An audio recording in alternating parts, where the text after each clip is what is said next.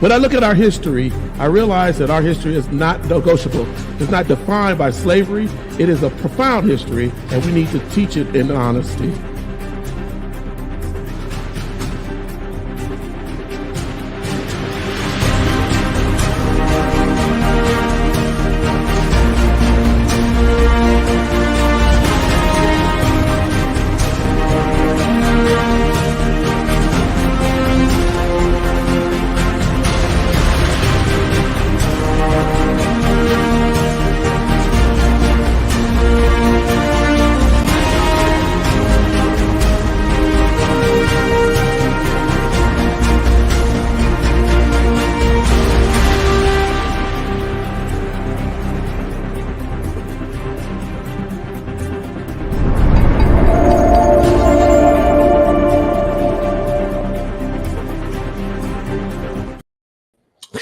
Hey, good evening, everyone. Welcome to the Erudition Network Interactive Black History and Knowledge Session.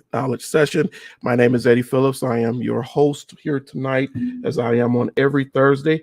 If you are new to this program, we do this program every Thursday evening to talk about Black history and provide knowledge and understanding on things that may have been not taught to us about Black history, may be hidden to us, or that we don't have a really great understanding about. And so we do this show every Thursday for that purpose. I apologize for a little bit of tardiness. Had some things had to be done before we got on. But I do thank you, all of you. I see some of you in there. I see Lonnie, good to see you. Thank you. Blessings to you too. Sister Regina, I see you. Thank you for joining us. Sean Anthony, I see you in there. If you are with us tonight, please just drop something in there. Go to, if you're part of the Erudition Network Interactive group on Facebook, you can comment through there, or you can go to our page, the Erudition page on Facebook, or you can go to and drop in on our YouTube channel, and you can talk to us live for this session. Those are probably the best ways for you to be able to talk to us, and we will see your comments and be able to talk back to you and comment on the things that you put in here tonight. Tonight, I wanted to talk a little bit about, before I do that, I'm going to open up, before I get into this issue on Darwinism, because we're going to kind of talk about tonight. I'm going to open this up. I'm going to start doing this every session. I'm going to open this up for any questions that you may have about Black history, or something that you may have seen through this week that you feel you like to bring up here in the session tonight. I'm going to open that up to you because I think that there's so much going on the nature of Black history that there are a lot of things that I know you all see that might pique your interest. And in the effort to avoid confusion, foolery, bamboozlement, all these things that seem to be going on as people are teaching history today, I want us to make sure that we do that. So if you have anything, any questions, concerns, or comments, hey, please feel free to drop them in the chat right now. And I promise you I will do my best to address them. Tina, good to see you. Thank you for being here. Eric, I see you. Thank you for being here. Teddy, I know you are in the background helping. You're always watching. That sounds really weird, but I thank you, my son. Look, I want to say thank you to all of you who have, over the last 2 weeks, joined the Erudition Network, either through our group, page, YouTube channels. We had a huge amount of people who joined the online group on Facebook, and I am so appreciative. There are so many people who really do share. I see you, Tony. I did. I talked about it last week, but I see you, Tony, on here. He's one. You had me and Tina on your show briefly the other day. I appreciate it. Pastor Razor, Pastor Sarton, Mike Wiley, Mike and Phil from the Man Up Real Talk Show, Tony Briscoe Live. All of you all who continue to help Jesse and Philanda on their show, Real Talk. We really greatly appreciate it, because as we share more and more of this information that we try to put out through Erudition, through the different shows and sessions that we have, our point is to inform, teach, and help us all to grow. We grow also by interacting with you all. So it is important to have these interactive shows. Donnell, who was a very big help in pushing people and sending that out over, the people that he knew, and all of those folks who joined us. I hope if rather you're here with us tonight in this conversation, or you're joining us later, I just want to put out some appreciation for all of you who took the time to interact with us and who help us to grow this network. It is important, and I thank you so much for it. So, you never answered my response on Facebook about Darwinism and the kind of food. So here's the thing, Eric. We're going to talk about Darwinism tonight. Some of it is inspired by what you kind of said, but it is also because I do think that there is a general misunderstanding of Darwinism and its effect that it has had, particularly, not saying that it hasn't had an effect on everybody, but particularly on African Americans or Black people. And we will talk about that tonight. I appreciate you, bro. I will go back and catch the last week's stuff. Oh, yeah, man. We went over it talking about the Moors and Terraria and the foolery of why those things don't make any sense, either because of historical lineup, but also because of just the general misinformation that is out here. I will tell you quickly, Tony, the thing to look at. I hear a lot of people say, well, the Moors had to have been built, the ones that built it, or that it was built by the Tartarians because the wall faces both ways. Well, that made no sense to make that statement, because the wall faces both ways in certain sections, because if someone were able to get over one part of the wall, the Chinese had to be able to defend themselves even if you got through the wall. So just different things that and even the way they built things in the time. But go back and you definitely will see that.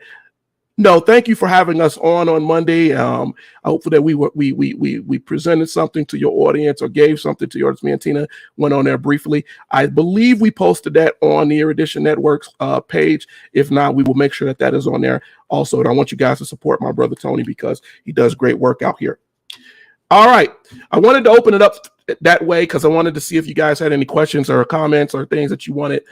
And I don't think that we have anything. So I'm going to go on into this lesson. I'm going to bring up my other screen here because we're going to do this tonight a little differently.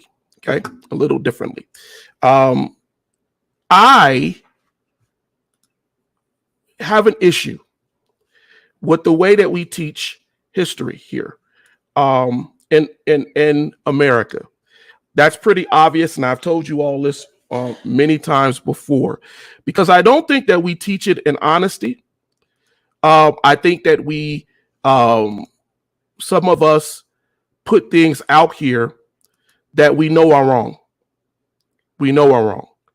And it is the way to dissuade and get people to follow something to distract them from the truth. Tonight, we're going to talk a little bit, and it's not as zoomed in as I would like it to be, about Darwinism. Okay? And its effects. Now, most people, when we go to school, we've been taught about Darwin, and if you don't know who Darwin is, right? Darwin is the person most accurately, I could say, that is given the credit for the theory of evolution, right? But Charles Darwin was a failed doctor by his own choice. He was a guy who wanted to do things in his life that related to science. He wanted to prove himself as a naturalist, as a person as a geologist, as a person who could open up and understand the way things worked in the world. He's known for his contributions through the influence of evolution. When his most famous work, The Origin of Species, books, I have it here behind me. I would suggest, whether you believe in evolution or not, it is always a good idea to go read Darwin's work. But remember that it was published in 1859, right? And a lot of his theory was based on things that we've later found to be wrong, or in fact, genetics has opened up a different way of looking at it. Archaeology has opened up a different way of looking at it. And so very often people look at Darwin as this is how human beings came to be the way they are on the earth, right? And Darwin's theory on evolution is often misused. We can look at Hitler. We can look as a primary, probably close example. We can look at the racism of people over here in America, even right now. Alt-right theories that are still being proposed that have a history in eugenics and Darwinism, and the idea of how human beings evolved. And so when we look at Darwin, we have to look at him as a person who came up with a theory, and people, as they often do, jumped on that theory and added things to it that are not actually factual. And so tonight I wanted to kind of talk about Darwinism and its effect on Black history, particularly. Darwin, they believe that Darwin, I'm going to take this off for a moment. They believe that Darwin was not racist, right? This is what you often hear. You hear that Darwin, he was not a racist man. His views on race were very accepting. But social Darwinism and scientific racism run in the same circle. Darwin's theories were not necessarily his own. When you look at people like John Edmonstone, right, who was a Black taxidermist, right, and he was friends with Darwin and went to go figure out how to stuff animals and influence his views on race. However, Darwin had a lot of people within his inner circle who were very racist. As a matter of fact, a lot of his influences who helped him develop his scientific theories, they cannot be underestimated, and they cannot be ignored. When you look at Ernst Haeckel, and I'm going to see if I can find a picture of some of these people because I did not pull that up, but Ernst Haeckel is an example, right? This man had very racist views, very, very, very racist views. But he was friends with Darwin. He was a German naturalist himself. He held to things that we can look at now as knowing this is completely pseudoscience. He believed that there was a concept of thing called racial hierarchy. This is what Haeckel believed, and he influenced Darwin, right? He always placed whites and Europeans at the top and the people of African descent at the very bottom. Haeckel believed, right, that we were more animal, blacks, than human. I don't know, but I found these results on search. But that is what he believed. So that was my Google in the back. I guess it heard a name and got inspired. But he was just one of the people, right? And I think I have a picture of Haeckel. I'm going to share that with you all because I do like to put photos to and faces matter, right? Faces matter. And I do like to have faces that you can see as we go in. Hey, and remember, this is an interactive session. So if you have a question, drop it in here. We're only here for an hour. Drop it in here. If there's something that I say that you either disagree with, you don't quite get, right? You don't get the understanding of it, or you think that, okay, well, I get that, but who is that? Hey, drop it in here, and I guarantee you, I will share that with you, or I will cover that with you. All right. Here's Haeckel, right? So getting back to what I was saying, this man had racist beliefs that were purely designed to minimize the worth and effect of Black people. Didn't matter where they came from. He isolated them into a certain race. You will see that Haeckel is also holding a skull, right? Because around this time, they believed that Black men and this is something I want you guys to remember for later on in this lesson, Black men and white men and people of different races had different skulls. This is what they believed, right? And they believed that these skulls influenced or suggested the intellectual nature of why Black men were docile, foolish, and also Black women, and why they acted the way they did. These people they used pseudoscience. And there's many names from it: craniometry, chronology, and phrenology, and all of that stuff has been disproved. But for a large amount of people, for a very long amount of time, right?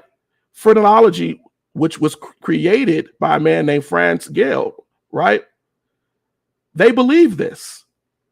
And they use this in schools to justify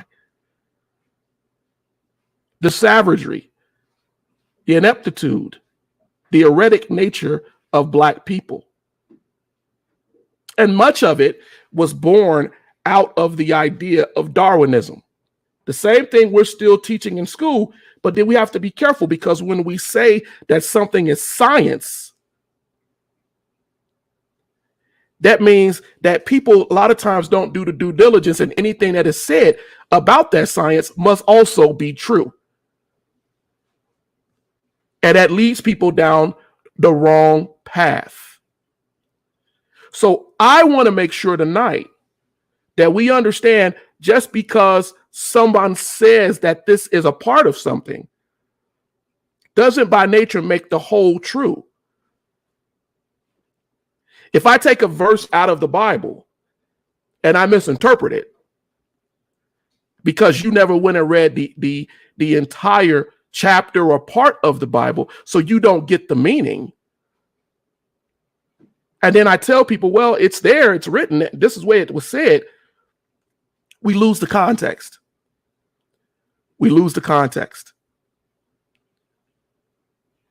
So I want to make sure we understand that tonight as we talk about these things. Phrenology is a part of it.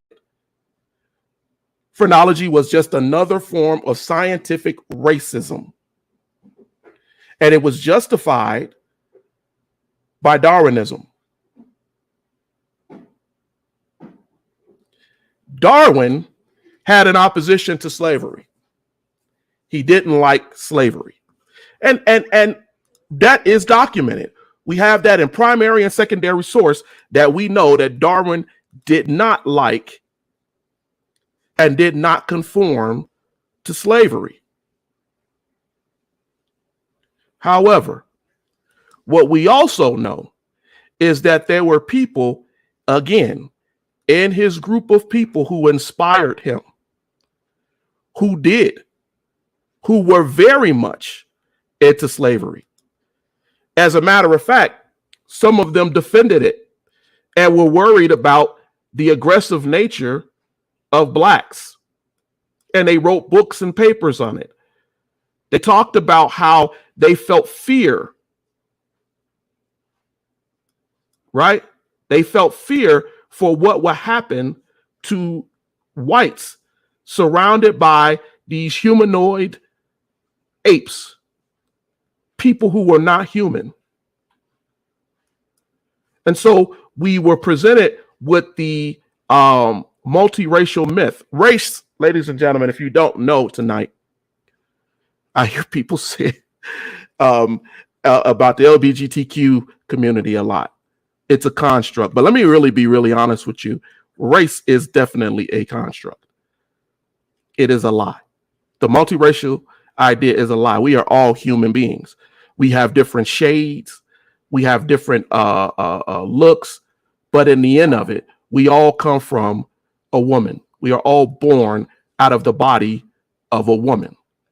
So we can't just say to ourselves that race, right, is something different based on what you look like, right? But this is something that has been put out here for hundreds of years by men who knew exactly what they were saying.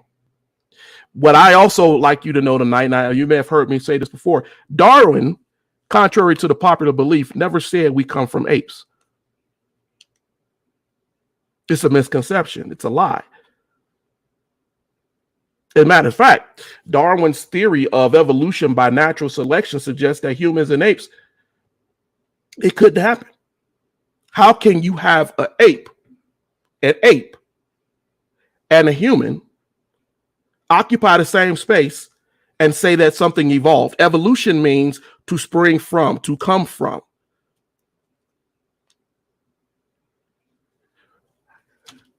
There is something else that we need to understand.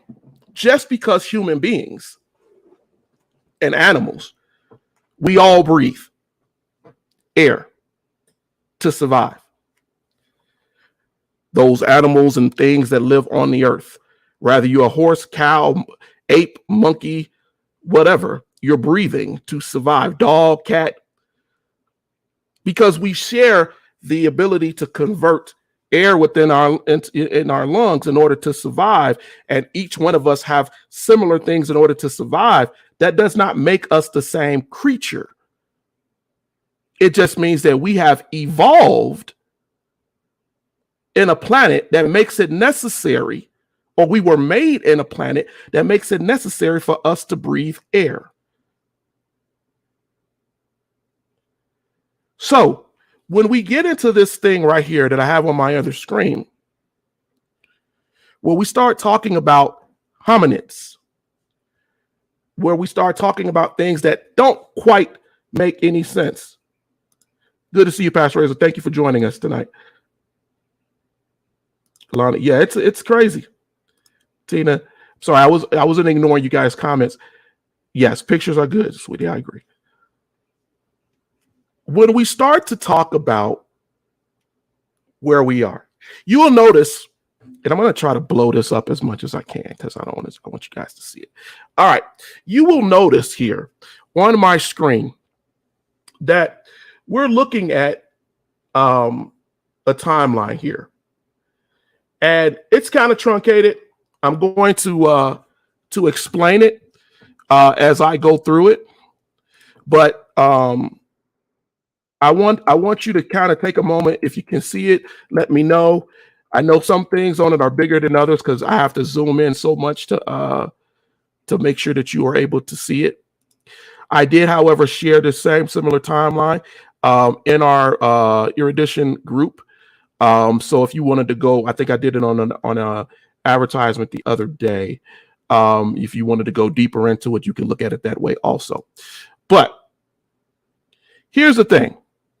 On this timeline, we're looking at some words here that many of us may not quite, it may be hard for you to pronounce, but you need to know these things. So there is a thing that is called the Homo human era. You will see that right here where it says Homo humans, obviously. But that's the breakdown of when we became more, this is what they suggest, more human, right?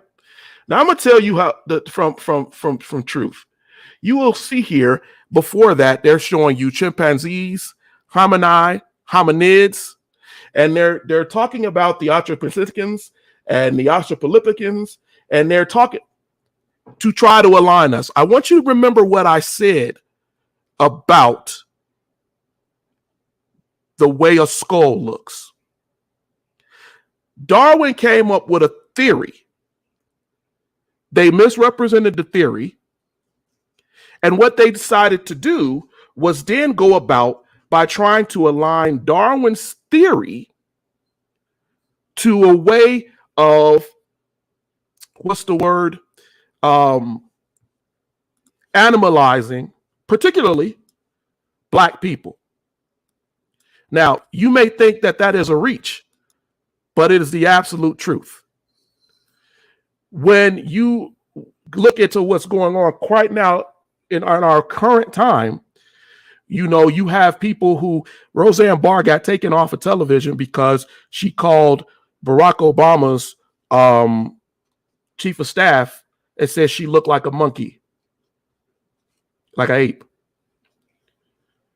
These things are born out of beliefs that have been shared by folks over hundreds of years.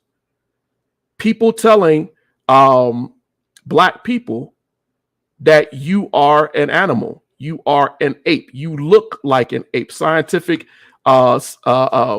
experts writing in their books claiming us to be more beast than man. And so when you look at this table here and you go up and you start to see how the times are broken down and how they present you with this ape structure, the chimpanzees who they say we are very closely related to. And I'm going to say this again, because we both have lungs and we breathe and everything else does not make us of the same family. It just means that God designed us to be able to live in this planet. God created everything, if you look at it by the Bible standard, to operate and live on this planet. If you take it from a scientific standard, it also makes no sense because the selection process doesn't work that way. But that didn't matter to those who were motivated by racial dogma. Those who were motivated by pushing a motivated racial theory to justify what was going on in the world, aka slavery, aka murder. You don't have a thought about a horse pushing a buggy. So why should you have a thought about a naked or black or abused Black person pushing or doing something? Because they're not human. And here's the thing.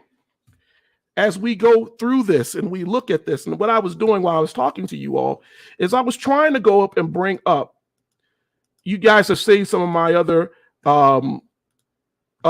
episodes, but my wife always tries to tell me that pictures are good, right? And I believe that also.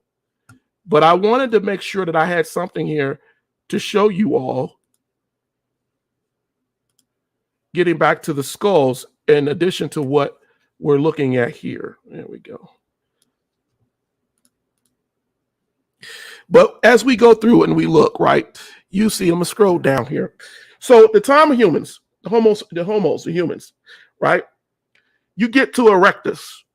I'm gonna click this because I can actually click this and show you. Right? You look to, there's something that they call an extinct hominid, right? And the illustration of it is to make you see this mannish creature. I'm going to say something else tonight, ladies and gentlemen, that may anger some people. Because a creature or something lived on this planet that had to have a certain way of moving and operating or whatever, does not make it a part of our genealogy. The Erectus had a different skull, had a different bone structure, but we have taken very, very deliberate effort to make them look as human as we possibly can. Here's the slide I wanted you all to see. We've linked these things on purpose. And we've lied to people for quite literally 200 years, particularly. We have lied and told people that these things are linked, when in fact, a lot of archaeologists, a lot of scientists don't have any conclusive proof by their own admittance that they're linked. Right? Has no proof that they're linked. I talked to you all earlier about Haeckel, right? He was one of the first ones to compose this idea, this familial idea, right, of the phylogenetic tree. And what he did is he tried to link and this man was a con artist. Go look him up. A known con artist. At the top of the tree, he put Homo sapiens. At the top of the tree. But then he tried to make it seem as if, wait a minute, all of the Homo sapiens, the sapiens and all of these people that other scientists are later calling it, at the top of that hierarchy was a white man. Based on craniology, phonology, based on the things that we've talked about over this little bit of time tonight. This is what they told us. And they justified what they were saying by pushing Darwinism. Pushing Darwinism. But I'm going to tell you, there is report, but get back to this screen here, of scientists. I was reading a reply from an expert in the field. And you will notice up here at the top up here of this screen I'm showing you now, you will notice Australopithecus, right? You will start to see, let me see if there it is. Let's see if I can point it out for you here. Now I may have messed it up. But right there in the middle of there toward the top is the Australopithecus, right? And you see that they link it to the gorilla, they link it to troglodyte, they do all of this linkage.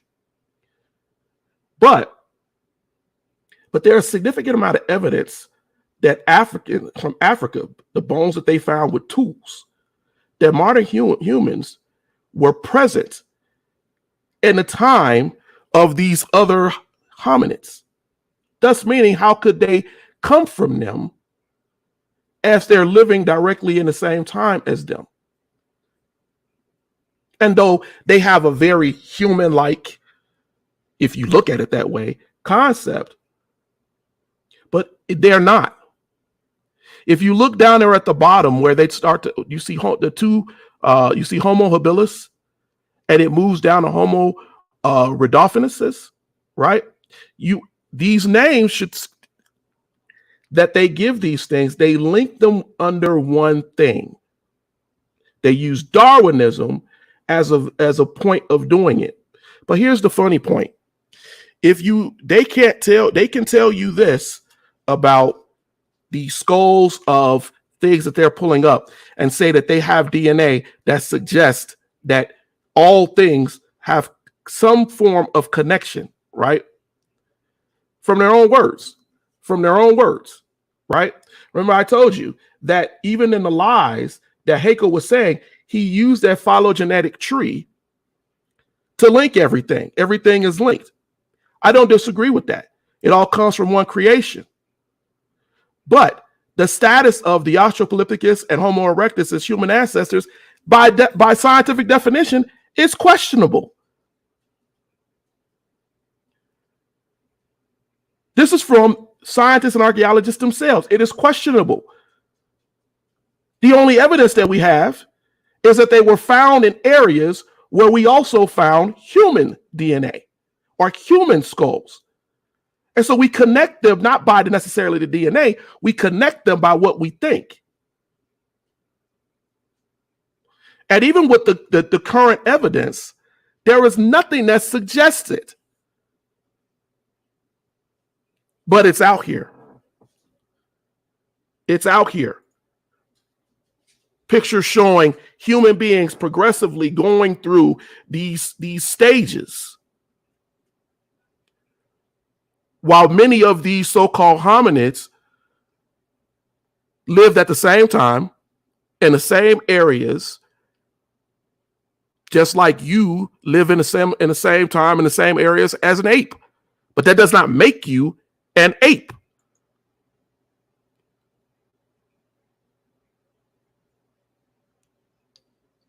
This is the game that is played.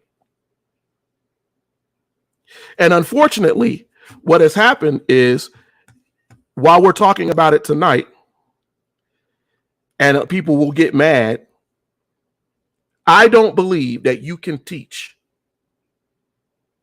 Black history or history without covering this. There's no way you could do it. Because the first argument that you always get is, well, what is the origin of man? The first question that people arise, what is the origin of man?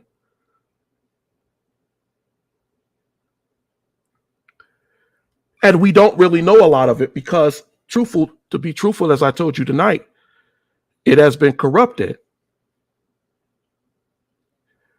by people who had other biased associations.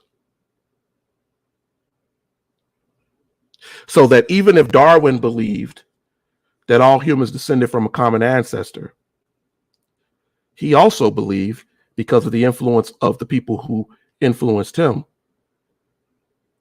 he believed that humans descended from something, but there was still hierarchies. By today's definition, that would seem racist, because it really is. But you are the product of kind of the things that you're learning and you don't question.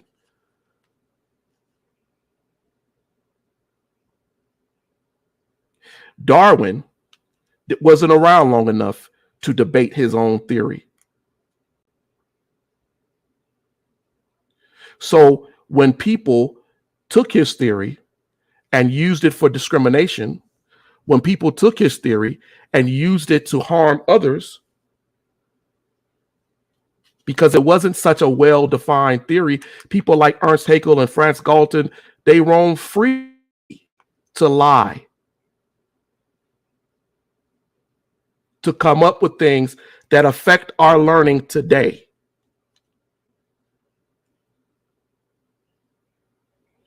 Haeckel, as I told you, was a racist.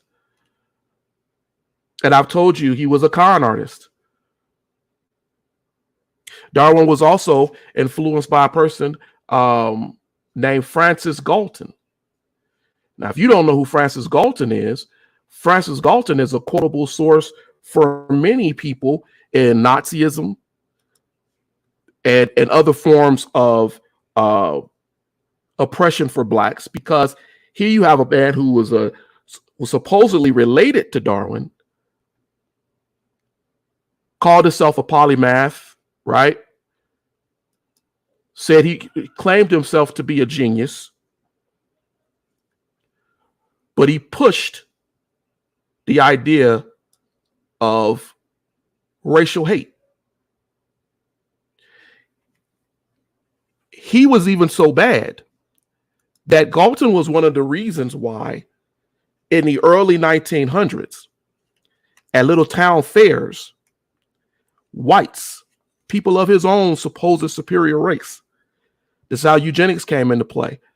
He would have them screen to see if they had less of intelligence, right?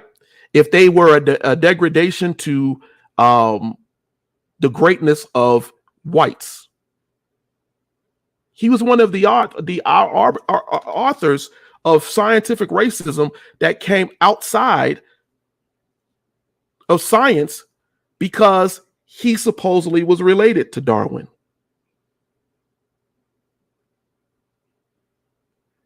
And Galton spent a lot of time in the early 1900s influencing others.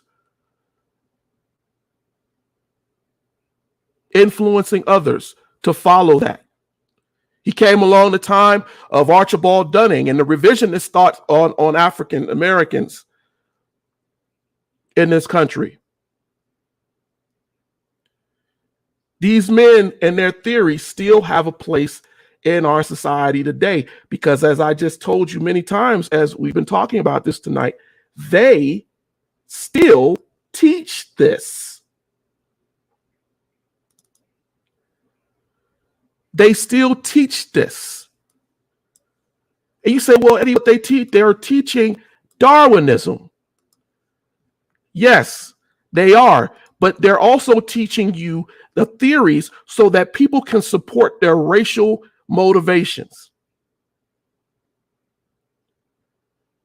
That's what they're doing. And yet, many of us can't place these people's faces to the name. And I am going to show you Galton's name. I was just trying to bring that up to you. Right? We can't see these people's faces and recognize them. You say, well, why's that important? It's important for you to know who George Washington is. It's important for you to know who Thomas Jefferson is. Woodrow Wilson. Doesn't matter that they did racist things and bigoted things. You know their faces.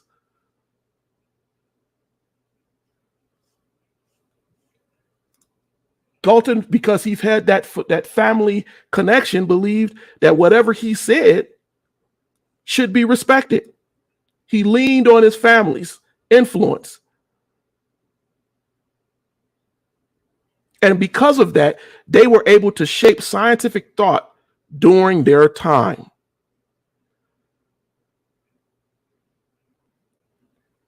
So when blacks were being killed, when blacks were being murdered,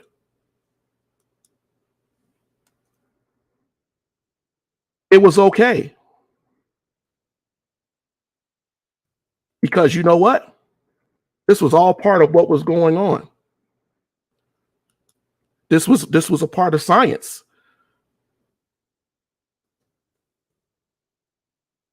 You guys are quiet tonight. Anybody got any thoughts? Any thoughts on what I've said so far before I go forward?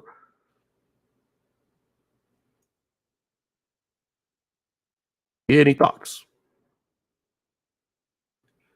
Because I do want it to be interactive. I don't just want me to be sitting here talking to you, the 6 of you or 8 of you or 10 of you who are here still with us tonight. Any thoughts?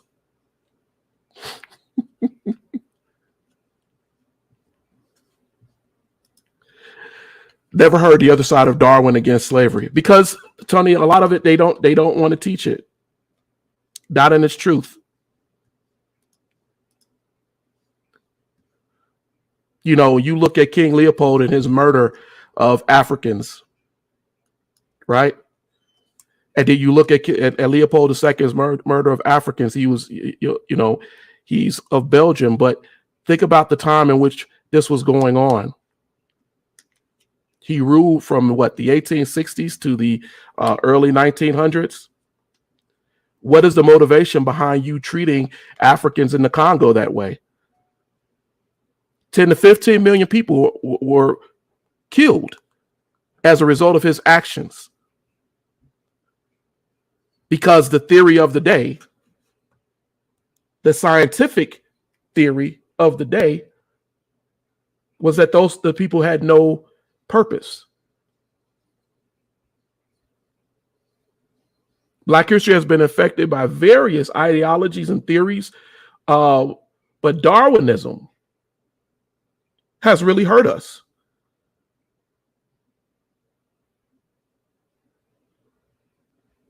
Racists, they like to believe and draw the conclusion that Darwin told them that they have racial superiority, that it's a hierarchy, and that at the bottom are blacks.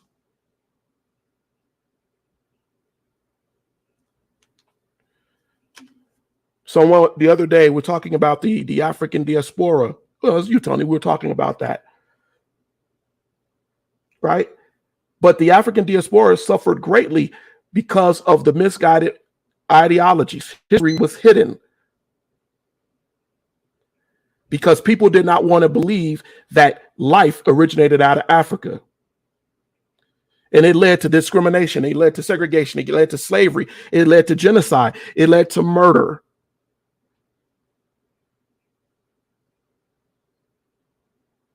And it doesn't matter that Darwin's theory didn't necessarily say this. It's the things that it didn't say and the interpretations that it allowed. Sound familiar? Because we see that even in our churches now. People take things and they make it to be what they want it to be because of their bias. I used to tell people whenever they were talking about origin of species that if anything you could take from it, especially as we started to get into the genetics, which I want to get into coming up here soon too, because I don't think you can talk about history without talking about these things.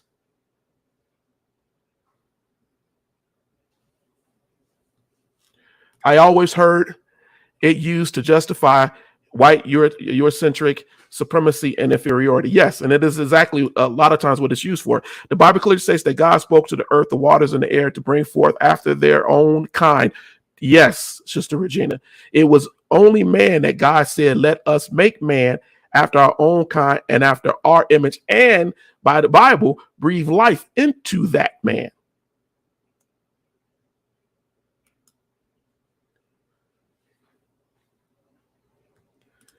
Exactly. It is a lie, but it is a scientifically perpetuated lie, because even if you were not a person of faith, and that's what Eric, if you're still here, that's what Eric was talking about in his comment earlier. I mentioned faith, Eric, because faith-based people, right, are a lot of the early scientists of the world. That's another thing that we are not often told. And they're scientists of the world because they ask questions. Well, I believe in God, but why did God do this? And then they look to see how these things work. There's nothing wrong with asking questions. And that's what they did. But somehow we have gotten to such a point where we allow science and faith to fight against each other. And they don't have to. If you're a person of faith, it does not disprove God. That God made an ape and he made a man. God made a fish and he made a whale. He made a whale and he made a shark. Or he made the thing to design it so that it could come forth of its own kind, as Regina just said. That's what the Bible says. On a historical side, even when he was lying, even when Haeckel was lying, the phylogenetic tree shows us that all things in this world are related, because if God, by Bible standards, created and molded man from the dirt, from the ground, then man is a part of this planet just as any other animal is. And he has to be able to be that way in order to live in the ecosystem that which we call Earth. That's why if I take a fish who breathes in the water, if I take a ape, a dog, a bird, and I get into a rocket ship and I go into outer space and I expose it to the elements of outer space, it will die. It was not designed to live there. But we allow a little bit of truth to inspire a whole lot of lies.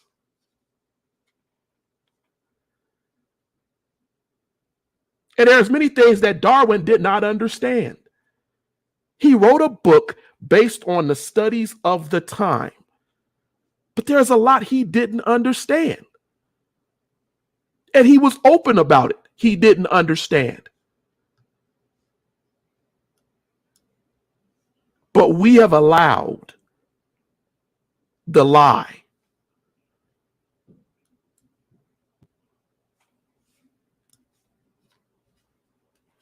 Eric, I hope that answers your question. I'm not saying to you that a person has to be a person of faith, right? People are turned off when the Bible is mentioned, not knowing it allows possibility to make sense of a lot of things, not just understanding sin. I agree wholeheartedly with you, Tina. The Bible gives you history of a time, right? It gives you history of that time. They write about what they saw, what they experienced. We can't blow away the history that is described in the Bible any way that we can blow away the history that is written about the United States, about England, about France, about anything. We have to look at that history, rationalize it to the world that we are in today. The lands and places and things that are mentioned in the Bible still stand today. Oh, they may be renamed. They may be sectioned off in different ways politically, but they're the same places.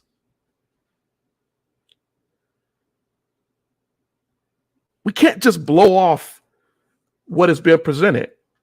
We can go in and analyze it. We can go in there and say, okay, well, what has changed in this environment? Study, study, study to show yourself approved. Then you could be a workman. Then you can be a teacher. Then you could be someone who can tell these truths.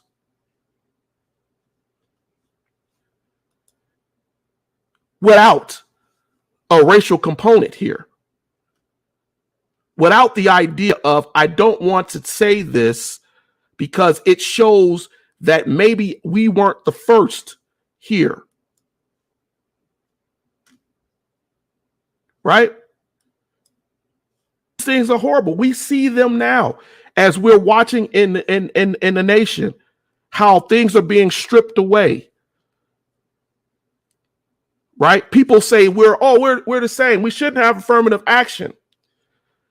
After hundreds of years of creating a false racial dynamic.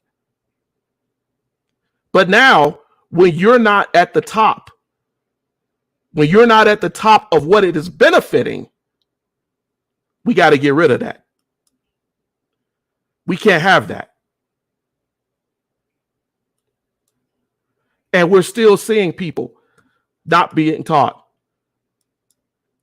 What we're talking about tonight is not taught in schools. Your children are taught by science that Darwinism, evolution, is a fact.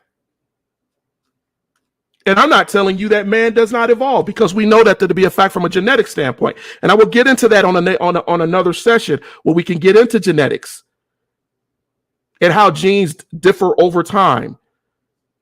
We can go talk about genetics, but we got to first talk about that lie that has been made of evolution. We have to talk about that. Darwin believed in a thing called gemmules. Gemmules, right? He believed a gemule. This was his belief, and it was misguided. But this was his thought of the time, based on the people who influenced him. Right? He believed in a thing called pangenesis, right? He believed that gemmules, right? They blended together and they melded and they created, they were different colors, and they were the things that were left that allowed man to be what they were. He thought that gemmules gave traits to the offsprings. Now, we know genetically now that we can get certain things from our parents and our mothers and our fathers. But he thought it worked like putting colors together from a crayon box, right? If I took blue and yellow, it would make green. He was still, though not racist, thinking about color, thinking about a hierarchy. But this is what we're taught. This is what we're taught. We're getting down to the last part here. Oh, see you guys, a couple of other things. I'm sorry, I wasn't ignoring you all. It's upsetting that churches seemingly only focus on sins, like it's all we can learn from the Bible. Yeah. I'm not sure people are turned off, but if that's the answer, then I have no more questions. I don't know. What would you be turned off about, Eric? I'm trying to understand your question a little bit better, or your answer here. Do you actually write about what they actually write about what they say when a man King James wrote his own version? Was that not for control? Well, Tyson, understand that, yeah, we may have the King James version of the Bible, but as time goes on, just like with Darwinism, people have a different way of going in and looking at the actual text, right? And translating them. So though you have a King James version, you have other versions of the Bible that have been translated so that certain things can be broken down either more in tone to what the language and the colloquialisms and the jargons were of the time, right?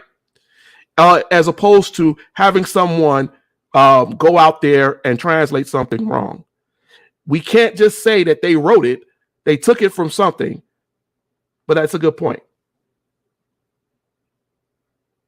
And it is controlled. I do agree with you. Wow, you're talking about the Tyson. Anything that man writes in the name of God from position of power needs to be scrutinized. Pastors shouldn't be multimillionaires. I just jumped in and seen a lot of the. No, I agree with you that you should scrutinize everything. Think empirically. Ask everything. Yes, it's the Bible provides world history as well as God's original plan. How we forfeited that plan and how God restored that plan. And that's the thing. We don't look at these things to bounce them off of each other, to see the connection, right? And it's a misinterpretation. So what we really talked about tonight was misinterpretation. King James didn't write anything. The Ethiopian text was long before. Exactly. And a lot of people don't know that. We need to get into that too, Tony, about the Ethiopian Bibles and how the Ethiopians had that. They don't talk about any of that. But we can only know a lot of times here in America what we've been taught. Are all books allowed to the people, or do we still have books that are locked away? So here's the thing. It's not even that books are locked away anymore, because we live right now in a very global-based intellectual society where you can go and look at Cambridge Library, look at the Library of Congress. We can go pull up anything, and we can be able to get access to it, even if it's digital, verify it, do all of that. We have the way to go in and get the information. The problem is knowing where to go. It's almost like pirates, right? Having a treasure map. And I got to follow different things in order to get to the treasure. So the reason why we do this show, and the reason is there are some people who love that puzzle, who love putting those things together, who love tearing into these things. I like to think I'm one of those people. And we will go in and we'll look at it. And then, as always, give you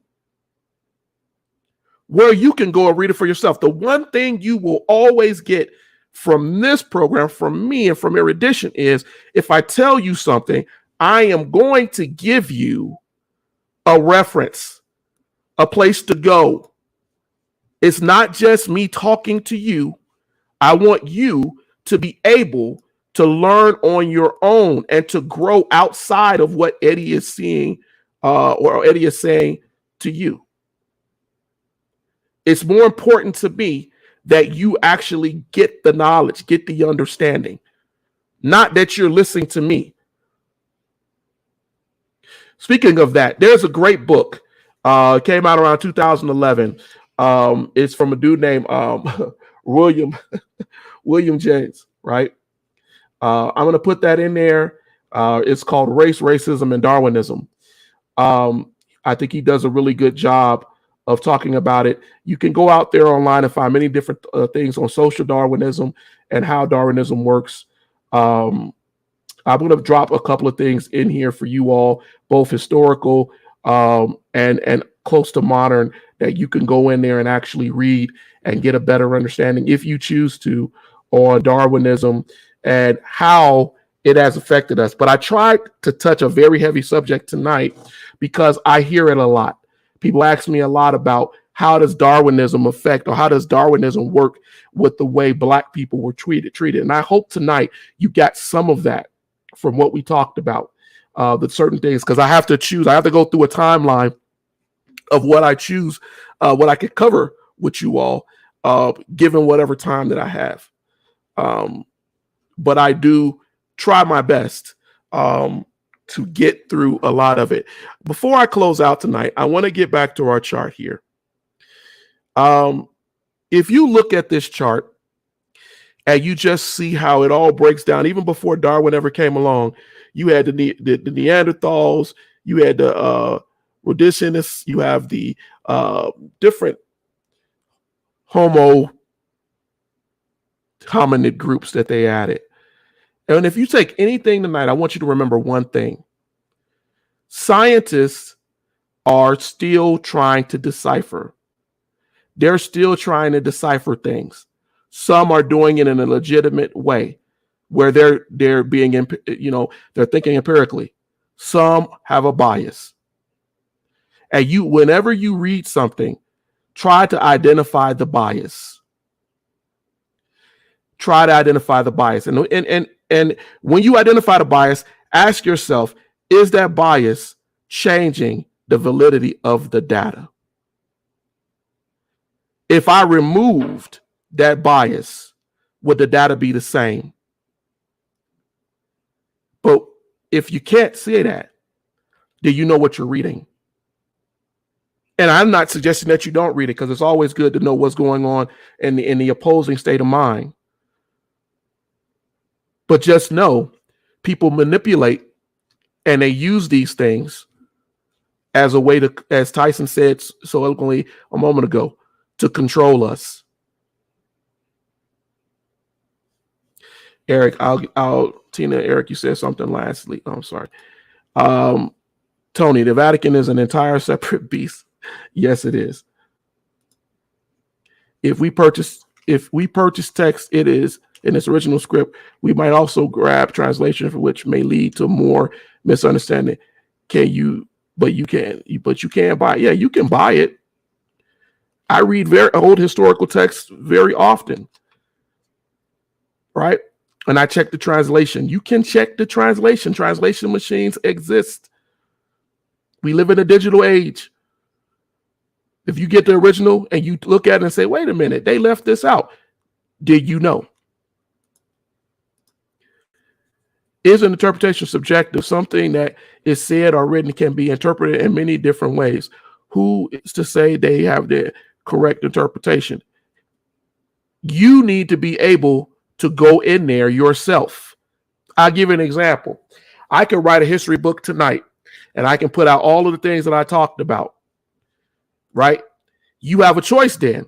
Either do you listen to everything that I said as it coming from the word of Eddie is the word of God, which would be wrong, or do you go back, look at wherever I got the information, and say, oh, and always try to get, I said this when we first started Erudition, primary source information. If you don't know what that is from the person who lived it or where it comes from. The closer you get to the primary, the better. Secondary is somebody who was there with them. But you have evidence to suggest that the secondary source is valid because it meets historical, social markers, things that you know happened that are provable. The Bible is written of gospels, men who were with Jesus, or men who were inspired by Jesus, or even in the Old Testament. We can go and look at the historical markers and say, definitely this happened at this time, because there are historical markers within the Bible. And now they're giving us their thoughts, recollections, and things that they know that happened in a time that we can validate through history.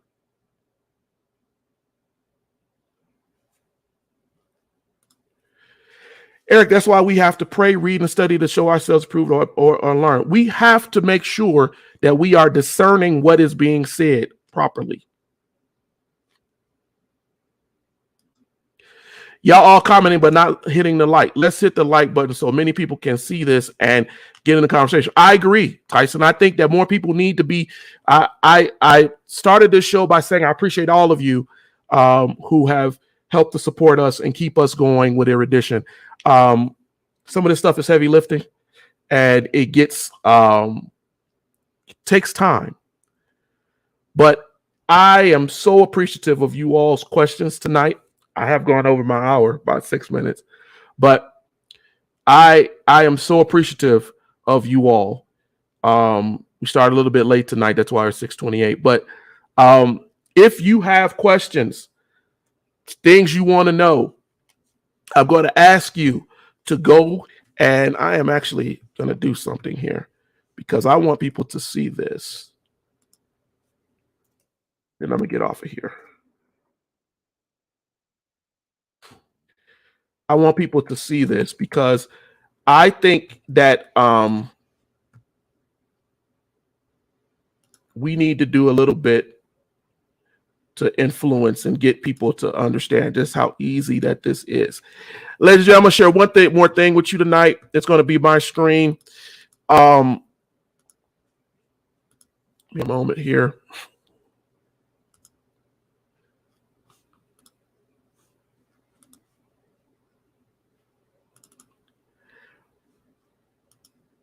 Many of you have been so great in joining us on the Erudition Network Interactive Black History Sessions group. If you have a question, if there's something that you need to send to us, if there's a disagreement, something that you don't agree, or you just want to stir a conversation, I ask you, I implore you to go to the Erudition Network Interactive Black History Sessions group and join that. If you don't do anything on Facebook, if you're not a Facebook person, if you don't do anything but join that sessions group, I guarantee you're going to get something from it. I guarantee you're going to get something from it. Every broadcast that we do on Erudition will be put in there. From Tina's Adroit Living that she does on Monday, it's at 5 Mountain Standard Time, 6 p.m. Central Standard Time, to the boys' Erudition Generations that they do at the same time on Wednesdays, to what we're doing tonight with the interactive history. You will get something in that group. You can also hit us on the Erudition Network. Just type that in there, Erudition Network, on Facebook, and you will see that. We do have a web page. You can go to the eruditionnetwork.com. You can always reach out to us. We are back in school now with our children. If there are history questions, especially as we're being denied the ability to teach Black history, I implore you to have your children or you drop a question on the Erudition group or Erudition Network page, and I promise you, you will get an answer. I promise you, you will get an answer, a reference, and a place to go. I laugh at my friend, Pastor Razor. He had posted something the other day. I'm always telling people where to go, what to read, and how you can get that knowledge for yourself. Knowledge does not just reside in the head of the person that's teaching you. We have to be able to seek knowledge for ourselves, because only we really know how we learn and retain it. And I want you to do that. Share this broadcast, like it, join these groups. Let's grow this. We have 94 members in this group right now. My hope is by the end of the year that Erudition can at least reach at least 1,000 people or more. What we do every week is needed. And I'm so happy for all of you all who are catching fire and catching on, and we're trying to do this. All right. I got off my soapbox. But I really want us to do better. Also, lastly, I told you all that the chart was in our group.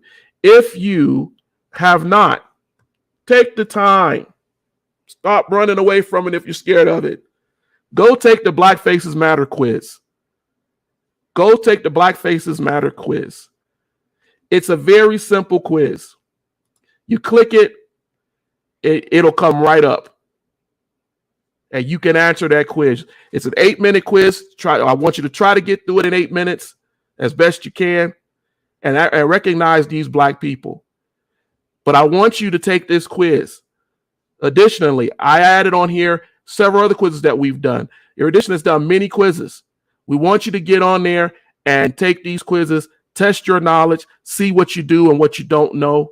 I made it so that each quiz could be taken at least once a day. If you've taken one of these quizzes before and you didn't do well, you can go back the next day and you can get all of the answers correct. Because even when you get it wrong, we're teaching you on the quiz.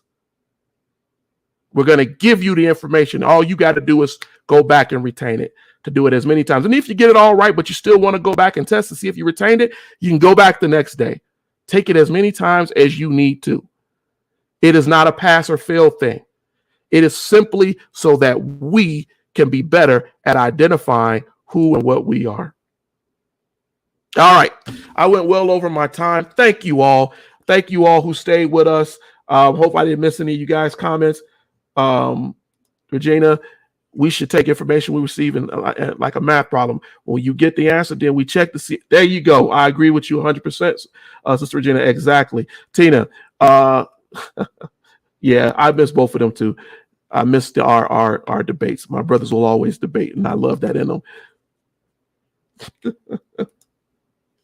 Great point, Regina. We followed through with math, but not through with our literature and our science. There you go. That's a good session. Yes, that was a really good session. And I thought we dropped that in there, but I think we did. That's on the group too. If you missed that, go in there and watch Tina. Her and Pastor Sarden were on last week. It was a very good session. All right. My wife hates when I go over. She always tries to make me, she comes and says, Eddie, you keeping everybody off the internet. So, but she'll go over because sometimes everybody comes in late. I love her. She's just joking with me. But I thank you all for being with us tonight. I'm going to get on off of here. Please, please, please share. Help us grow. Changes are coming along with my schedule, so I'm going to keep trying to do what I'm doing. But I really need you all support to help us keep this thing moving and growing. Thank you, Tyson. Thank you, Sister Regina. Thank you, Tina, Eric, for your comments and questions. If you have any further questions, I didn't hit everything you wanted to hit tonight. Eric, please, you know how to reach me. Tony, my brother, Tony Briscoe, thank you for showing up. Pastor Razor, I saw you in here. Thank you for your support and being with us and always being there. We got to find some time to get me and you on another show whenever we can, Pastor Razor, because I know you're doing something every week. But I like to get us on and talk about some history too, as it relates to the Bible and things like that, because I saw some of that conversation coming up in here tonight. Teddy, thank you for being in the background. Lonnie, I saw you on here earlier. Thank you all. I'm going to get on out of here. I hope you like the beginning of the show. I put that new opening on there. Tina has a new opening. We're trying you all to make it interactive, more interesting, and better. If you missed the opening, I'm going to close out with it today for what we did tonight, and that will be our closeout. But thank you all, and I will see you next week. When I look at our history, I realize that our history is not negotiable. It's not defined by slavery. It is a profound history, and we need to teach it in honesty.